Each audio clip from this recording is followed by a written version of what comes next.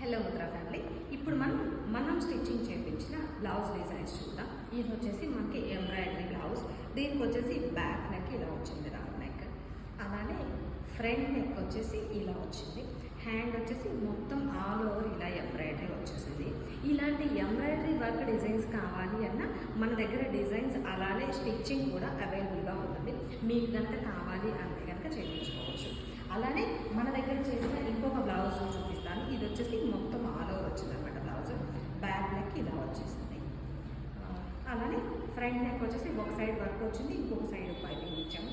హ్యాండ్కి వచ్చేసి డిజైన్ ఇలా హెవీగా వచ్చింది.